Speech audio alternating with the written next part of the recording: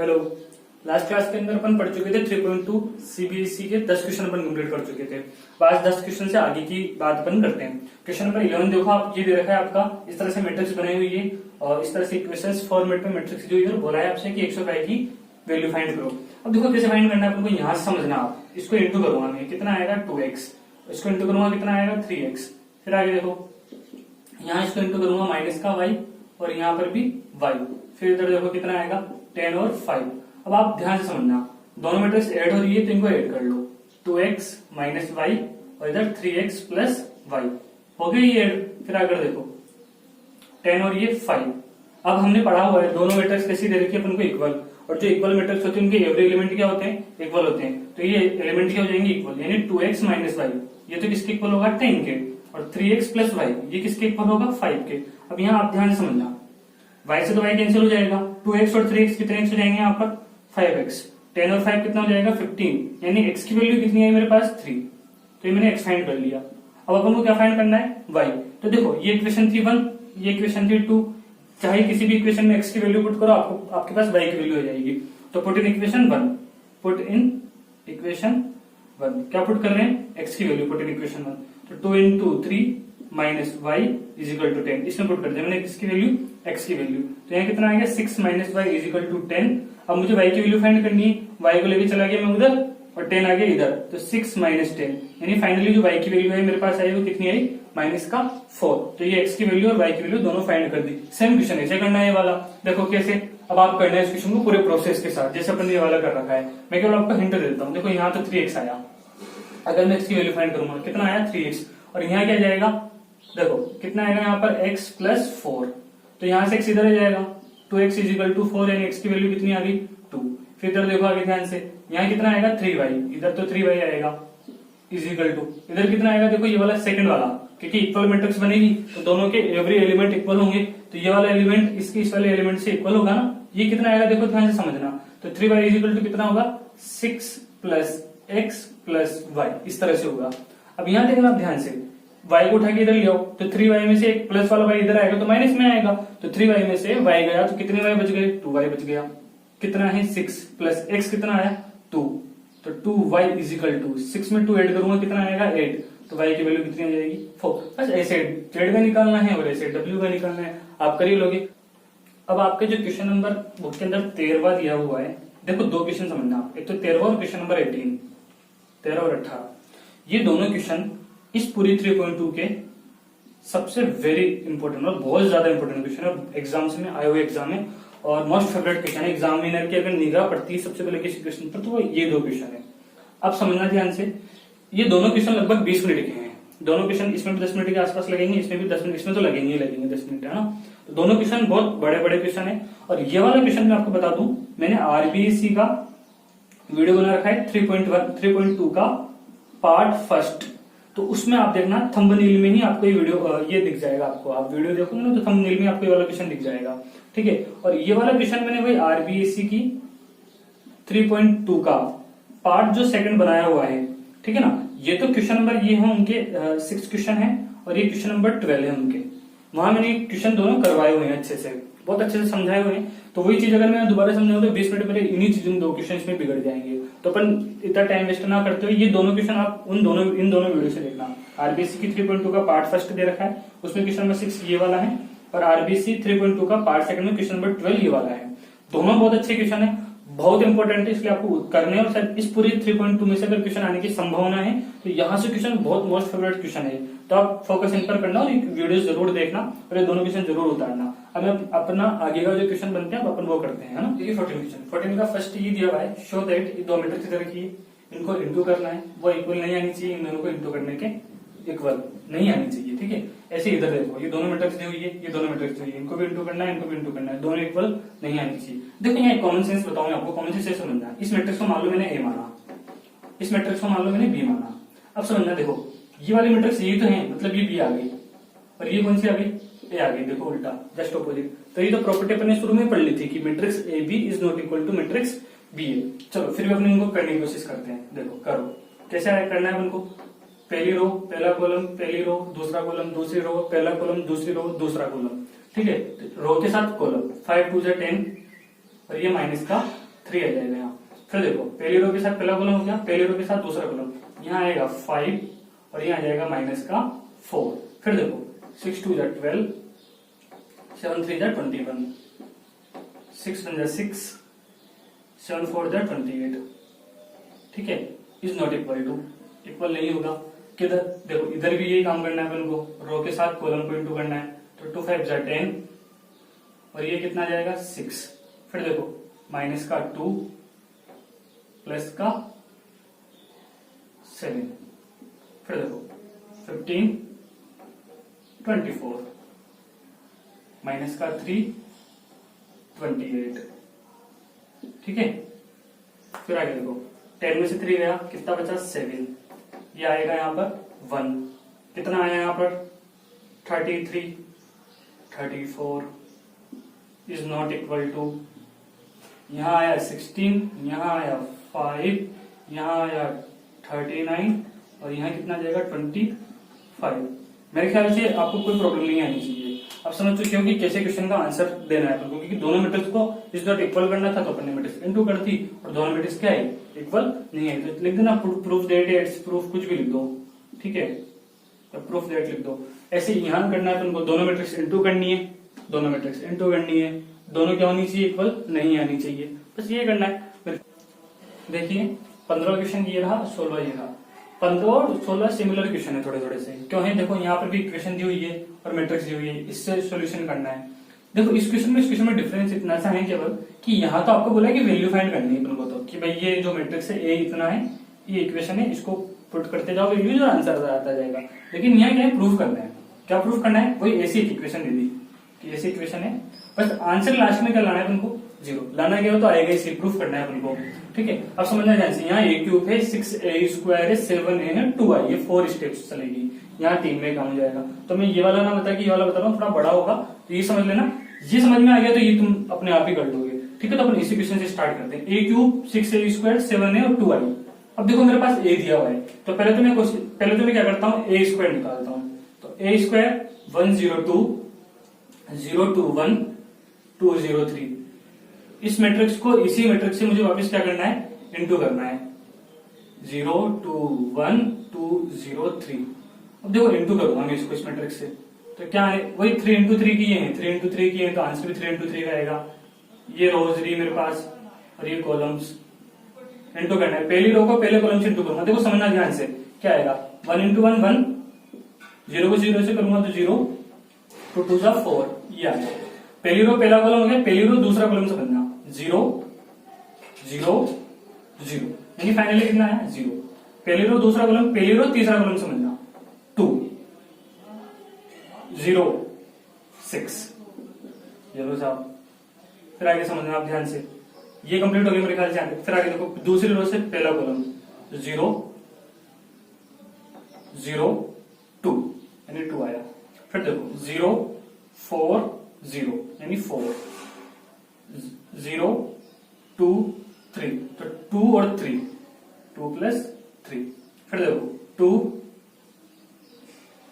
0 6, फिर देखो 0 0 0 4 0 9।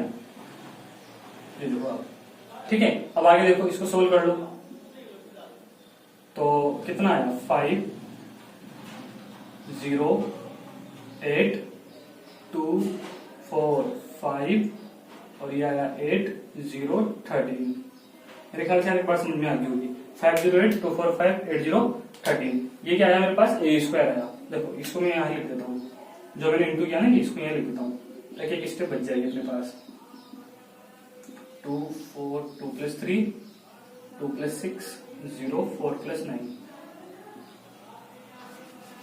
क्योंकि क्वेश्चन थोड़ा बड़ा होगा तो स्पेस चाहिए अपन को। ये a² क्या है मेरे पास, ये रहा a²। देखिए a³ कैसे निकालूंगे, मैं इसे निकालूंगा a² डॉट a² को किससे इंटू करूंगा, a से। तो a² तो क्या आया मेरे पास, ये आया। a² तो क्या आया, ये आया। कितना आया 5 0 8 2 4 5 8 0 13। ये क्या आया a³। इस a² इस a² को किससे इंटू करना है मेरे को, a से। a कितना है 1 0 2 0 2 1 और 203, ये हो गया, क्या हो गया, ए स्क्वायर इंटू ए हो गया। अब देखो इंटू करना है तभी तो ए क्यूब निकलेगा। कैसे इंटू करना है, जैसे अपन इंटू किया रो कॉलम वाली कहानी से। देखो अब आगे इंटू करो इनको, कैसे करेंगे, 5 आया, 0 16 आ गया, ठीक है। पहली रो पहला कॉलम फ्री, पहली रो दूसरा कॉलम, तो 0 0 0 पूरा ही 0, फिर 10 0 और 24, फिर 2 प्लस 0 और ये 10, ठीक है। अब दूसरी रो दूसरा कॉलम, 0 4 2 जा 8 0, फिर देखो 2 2 जा 4 4 1 जा 4 और 15, फिर देखो 8 0 26, फिर देखो 0 0 0 पूरा ही 0, फिर देखिए 16 0 39, ठीक है। अब देखिए टोटल करने पर क्या आ रहा है इनका फाइनली, 21 0 34 12 8 4 4 8 15 23, ये कितना हो जाएगा 34 0, और ये कितना हो जाएगा 45, तो 6 ऐड करूंगा 39 कितना हो जाएगा, और 10 ऐड करूंगा 55, ये क्या आया मेरे पास ए क्यूब। कोई प्रॉब्लम नहीं होनी चाहिए यहां तक। अब देखो यहां तक मेरे पास, देखो बेसिकली जो मेन इंपोर्टेंट चीज चाहिए थी मेरे को वो मैं फाइंड कर चुका हूँ, ए स्क्वायर और ए क्यूब। अब आगे का काम आसान है, देखो हम इसको बिठा के आगे बढ़ते हैं अपन। देखो फाइंड क्या करना है मेरे को, मुझे सॉल्यूशन करना है इसका, A cube minus 6a square plus का 7a और प्लस का 2i, और ये सब किसके इक्वल होना चाहिए, 0 के। तो ए क्यूब बेसिकली देखो क्या आया, ये आया, तो पुट यहां लिख दो, इस इक्वेशन में लिख दो ए क्यूब लिखो, तो क्या आया देखो, ये 0 प्रूफ करना है ना, इसको छोड़ दो यहाँ पर, लेफ्ट हैंड साइड लिख के ऐसे कर लो इसको। तो ए क्यूब क्या आया देखो यहाँ पर मेरे पास, ये रहा 21 0 34 12 8 23 34 0 55 माइनस 6, बात चल रही है ए स्क्वायर। ए स्क्वायर कितना आया देखो तो ध्यान से, 5 0 8 2 4 5 8 0 13। अब देखो प्लस 7, और ए कितना है, ए ये रहा 1 0 2 0 2 1 2 0 3, यहां तक मेरे ख्याल से कोई दिक्कत नहीं होगी। अब आई बात 2i की, तो 2 तक तो ठीक है। अब सर आई होता है यूनिट मैट्रिक्स, मैंने बताया था आपको कि जो आई होता है ना, आई वो यूनिट मैट्रिक्स होता है, उसको अपन कैसे लिखते हैं 1 0 0 1। पर प्रॉब्लम क्या है, ये तो 2 into 2 का है, यहाँ सारी मैट्रिक्स 3 into 3 की चल रही है, तो यहाँ पर जो अगली मैट्रिक्स लिखूंगा आई वाली वो भी 3 into 3 की लिखूंगा, 1 0 0 0 1 0 0 0 1। मेरे ख्याल समझ में आ गया। देखो क्वेश्चन बड़ा हो रहा है तो मैं इसको थोड़ा सा रफ कर रहा हूँ, तो आप उतार ही लोगे साथ के साथ, या फिर बाद में देखते हुए उतारते चलना। तो ये ए स्क्वायर था, ए क्यूब था, मैंने यहाँ पुट कर दिया यहाँ पर, ठीक है। अब आगे देखो,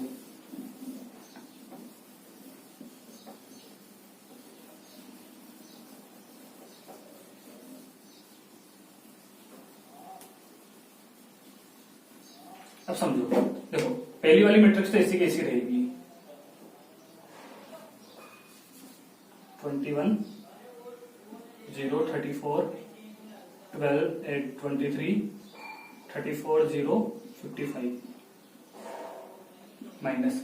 अब समझना ध्यान से, इसको करना है 6 को इंटू करो, देखिए कितना आएगा, 35 0 48, आप देखते जाना ना।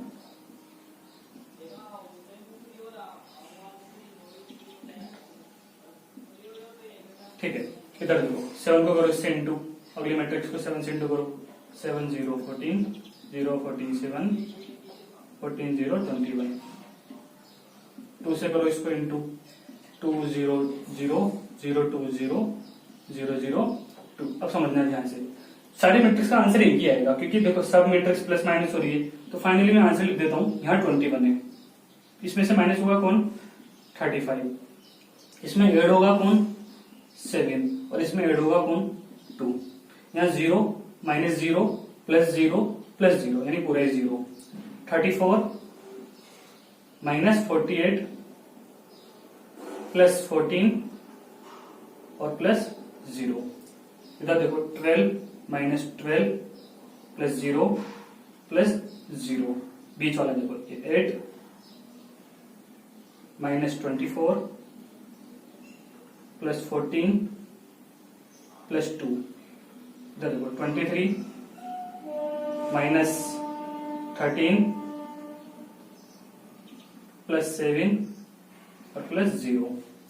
34 माइनस 48 प्लस 14 प्लस 0। 0 0 0 0 पूरा ही 0 हो गया। 55 माइनस 78 प्लस का 21 और प्लस का 2। ये कंप्लीट है मैट्रिक्स।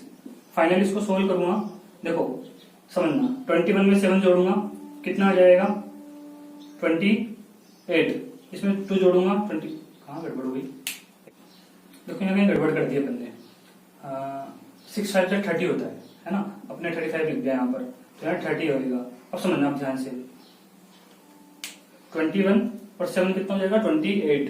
28 में 2 ऐड करूंगा 30। 30 में से 30 गया 0, यहाँ 0।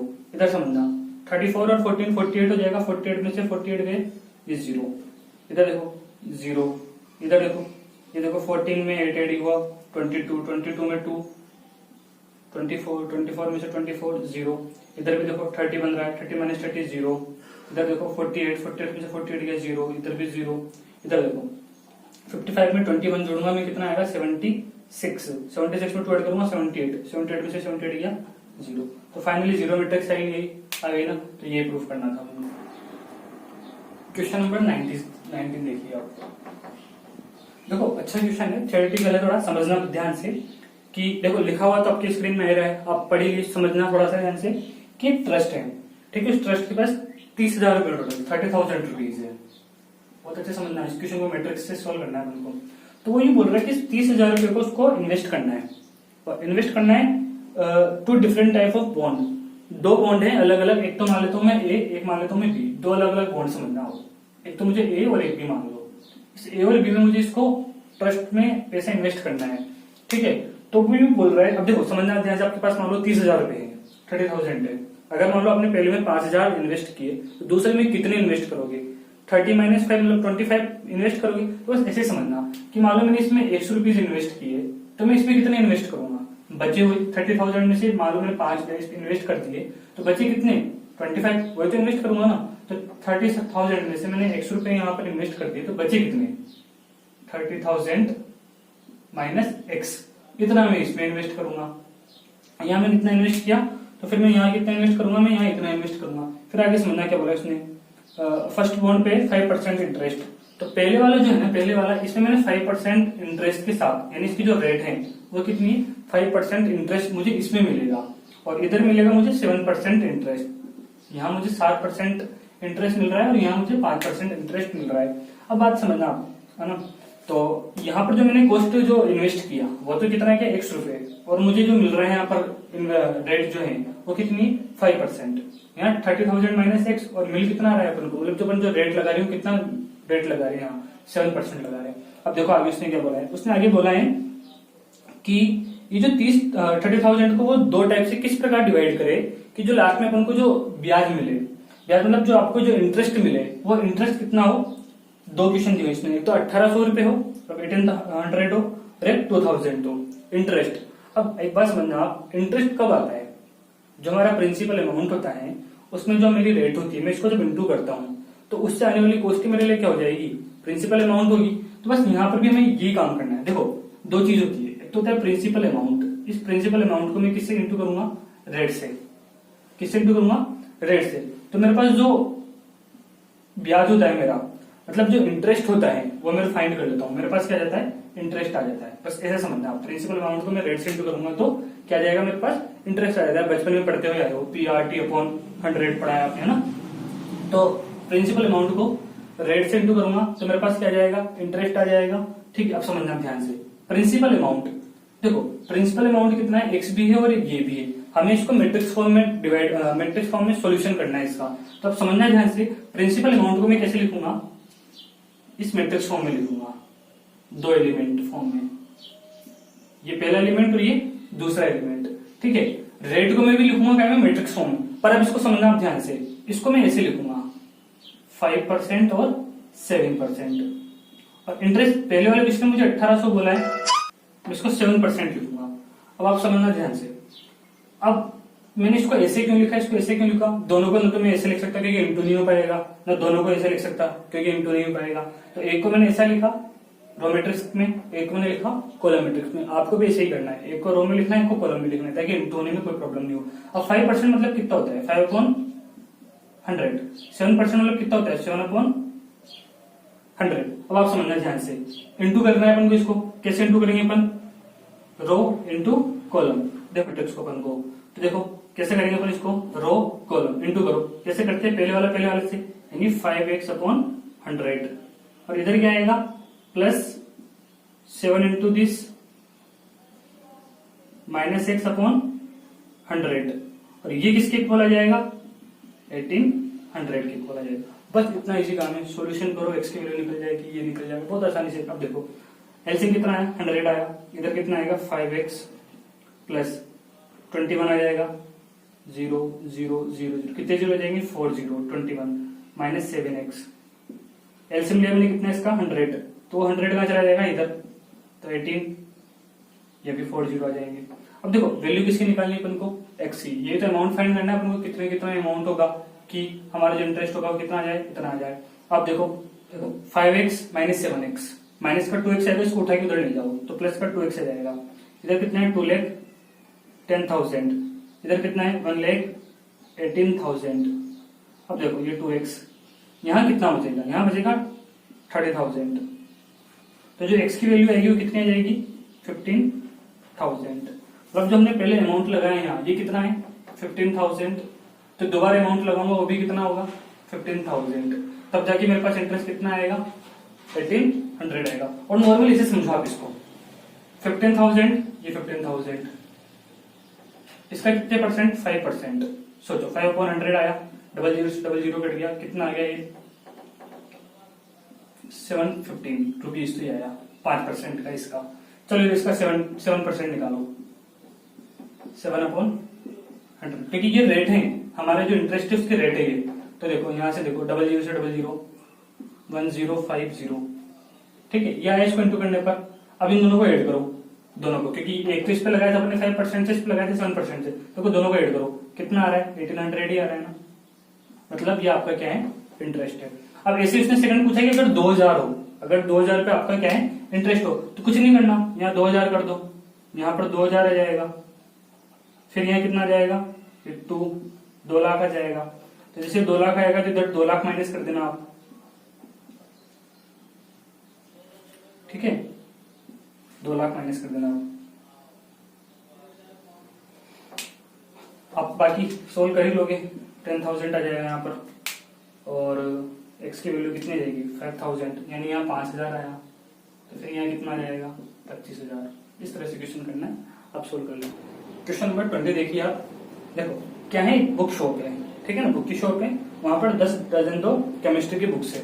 तो देखो केमिस्ट्री की जो बुक्स है वो कितनी है 10 डजन, मतलब कितनी बुक्स हो गई 120। एक डजन में पता है ना 12 आते हैं ना, तो 12 बुक्स मतलब यानी कितनी हो जाएगी 10 डजन की 120 बुक्स। ये तो केमिस्ट्री की बात हुई।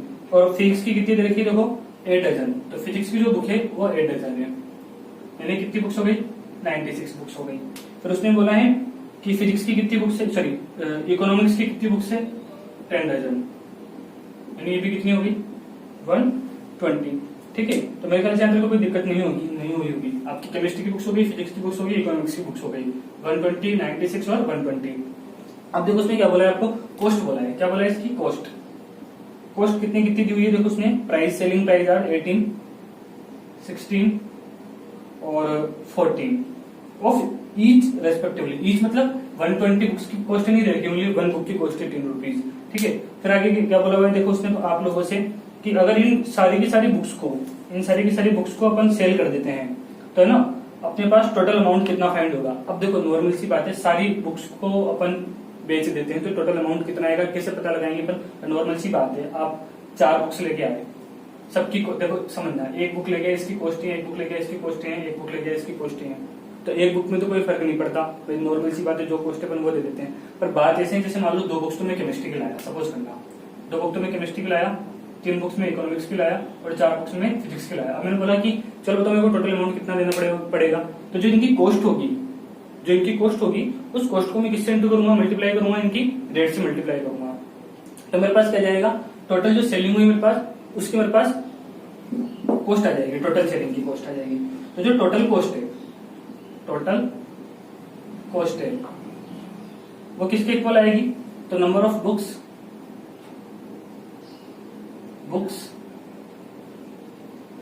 इनटू जो इनकी रेट है उसके इक्वल आएगी। तो नंबर ऑफ बुक्स कितनी है, 120, 96 और 120। मैंने बताया ना आपको मैट्रिक्स फॉर्मेट में। रेट कितनी दी हुई है इनकी, 80, 60 और 40। इन दोनों को इंटू करूंगा तो मेरे पास क्या जाएगी, टोटल कॉस्ट कैसे आएगी, 120 into 80 plus 96 into 60 plus 120 into 40। Solve कर लेना, आपका आंसर आ जाएगा। ठीक है, देखिए क्वेश्चन नंबर 21 देखिए, क्या दिया हुआ है, एक्स दिया हुआ है, एक्स का ऑर्डर दिया हुआ है, वाई का ऑर्डर दिया हुआ है, जेड का ऑर्डर दिया हुआ है, डब्ल्यू का ऑर्डर दिया हुआ है, पी का ऑर्डर दिया हुआ है, और बोला है कि P Y plus W Y define होगा। तो उसके लिए उसने कुछ ऑप्शंस दिए हुए हैं कि डिफाइन कब होगा, तो ऑप्शंस दिए हुए हैं काफी सारे उसने। अब आप समझना क्वेश्चन कैसे करना है, तो किसके लिए डिफाइन करना है अपन को, ये बस ये समझना है। तो डिफाइन करना है अपन को P Y plus W Y के लिए, ठीक है ना। तो ऑप्शंस दिए हुए हैं उसमें, देखो k = 3, p = n, k = 2 भी दे रखा है, p = 3 भी दे रखा है, आर्बिट्रेरी भी दे रखा है, p की वैल्यू, k की वैल्यू, इस तरह से उसने दिया हुआ है। आप समझना बस ध्यान से कि इसके लिए क्या होने वाला है, बहुत बेसिक से समझना आप। p वाई, p को y से इंटू करना है, तो देखो p कितना है मेरे पास, p को अगर मैं लिखूंगा तो क्या लिखूंगा, p इंटू k, और y को क्या लिखूंगा मैं, ये रहा y, तो y कितना है मेरे पास, 3 इंटू k। अब नॉर्मल सी बात है, बहुत अच्छे से समझना। मैंने आपको क्या समझा रखा है कि इंटू कब होता है, जब ये दोनों वैल्यूज इक्वल होती है, ये दोनों वैल्यूज क्या होती है, इक्वल होती है, ठीक है ना। अब समझना, तो यानी k की वैल्यू कितनी आ गई, 3। पहली बात आप ये समझ जाओ कि k की वैल्यू कितनी आ गई हमारे पास, 3। फिर आगे समझना प्लस डब्ल्यू वाई, तो डब्ल्यू कितना दे रखा है, n इंटू 3, और y कितना दे रखा है, देखो 3 इंटू k, ये तो इक्वल हो गया। क्लियर है यहाँ तक। अब बात को बहुत अच्छे से समझना, ये दोनों एड होंगे, तो एड होने के लिए क्या चाहिए, दोनों मैट्रिक्स का जो ऑर्डर होता है वो इक्वल होना चाहिए, तभी तो ऐड होगा। जैसे मान लो 2 इंटू 2 की मैट्रिक्स है, 1 2 3 4, इसमें मैं ये 1 2 2 1 2 1 इस तरह वाली मैट्रिक्स थोड़ी ऐड कर पाऊंगा, ये जरूर कर पाऊंगा। जो दोनों का ऑर्डर क्या होना चाहिए, सेम होना चाहिए। अब देखो ये वाली जो मैट्रिक्स है इसका ऑर्डर क्या आएगा, इस वाली मैट्रिक्स का ऑर्डर आएगा p इंटू k, और इस वाली मैट्रिक्स का ऑर्डर क्या आ रहा है, n इंटू k। यानी दोनों का ऑर्डर क्या होना चाहिए ऐड होने के लिए, उसने बोला कि ऐड होंगे। इसके लिए बताना है अपन को कि डिफाइन करना है अपन को, डिफाइन करना है मतलब दोनों क्या होंगे, ऐड होंगे, और ऐड होंगे मतलब दोनों का ऑर्डर क्या होगा, सेम होगा। सेम होगा मतलब k की जगह तो k आ रहा है, पर p की जगह कौन आ रहा है, n, मतलब p और n क्या होने चाहिए, इक्वल होने चाहिए, तभी तो ऐड होगा। मतलब p किसके इक्वल होना चाहिए, n के, और k किसके इक्वल होना चाहिए, 3 के। तो ऑप्शन नंबर शायद आपका पहला ऑप्शन है, तो यही बोल रहा है। तो 21 नंबर वाला क्वेश्चन तो ये बोल रहा है आपका। 22 क्वेश्चन देखो क्या बोल रहा है, सेम ही बात है। 22 क्वेश्चन आपका बोल रहा है कि if n equal to p, कि अगर n की वैल्यू p के इक्वल है, मतलब ये वाली कहानी है, मतलब दोनों मैट्रिक्स कैसे हो गए, इक्वल हो गए। तो मैट्रिक्स है 7x minus 5z, 7x minus 5z is, वो क्या होगी, मतलब जो मैट्रिक्स, इसको सोल्व करने पर जो मैट्रिक्स बनेगी वो कितने इंटू कितने की बनेगी। देखो सेंस में कोई मतलब नहीं, इंटू करूंगा तो मैट्रिक्स, क्योंकि मेरे को मैट्रिक्स का ऑर्डर बताना, मैट्रिक्स नहीं बतानी है। एक्स का जो ऑर्डर है वो एक्स का ऑर्डर क्या है, देखो ध्यान से, 2 इंटू n। जेड वाले का जो ऑर्डर होगा वो कितना होगा, 2 इंटू p। अब देखो ये दोनों तो क्या होंगे, तभी तो होगा ना, देखो इक्वल, ठीक है। तो आप ध्यान से समझना, p किसके इक्वल है, 2 के, n भी किसके इक्वल होगा, तो वो तो ये पूछ रहा है आपसे कि जो मैट्रिक्स होगी उस मैट्रिक्स का ऑर्डर क्या होगा। तो देखो ये बीच वाला कॉमन ये बचा, तो जो मैट्रिक्स आएगी उसका ऑर्डर क्या होगा बताओ, 2 इंटू p। तो मैट्रिक्स का ऑर्डर क्या होगा, 2 इंटू p होगा, बचा हुआ ये तो ऑर्डर होता है हमारा। तो आंसर क्या जाएगा इसमें, 2 इंटू p, या p इंटू 2 दे रखा है आप लोगों को आंसर। अब देखो 2 इंटू p इसमें ऑप्शन में नहीं दे रखा, नहीं दे रखा ना, अब समझना 2 इंटू p ऑप्शन में नहीं है, तो 2 इंटू पी, लेकिन उसके क्वेश्चन में क्या दिया हुआ है कि पी किसके इक्वल है, एन के इक्वल है, तो पी की जगह कौन आ जाएगा, एन। तो 2 इंटू एन हमारा क्या जाएगा आंसर। अब कुछ आप लोगों में से कुछ नहीं सोच सकते हैं कि सर 2 इंटू पी तो नहीं दे रखा, लेकिन 3 इंटू 2 जरूर दे रखा है। नहीं, ये गड़बड़ मत करना, ये आंसर नहीं होगा, क्योंकि ऑर्डर थोड़ी चेंज करना है हम लोगों को। पी इंटू 2 थोड़ी बच रहा है, 2 इंटू पी बच रहा है ना, पी इंटू 2 तो उल्टा हो जाएगा, इस मैट्रिक्स को मैं इधर ले आऊं तो भी नहीं होगा, रो कॉलम को चेंज थोड़ी करना है हम लोगों को, तो आंसर क्या जाएगा 2 इंटू एन आ जाएगा। ठीक है, मिलते हैं, ये आपकी 3.2 कंप्लीट हो गई है। अब आगे अपन जब भी मुझे समय मिलेगा तो मैं 3.3 से स्टार्ट करने की कोशिश करूंगा। ओके, मिलते हैं।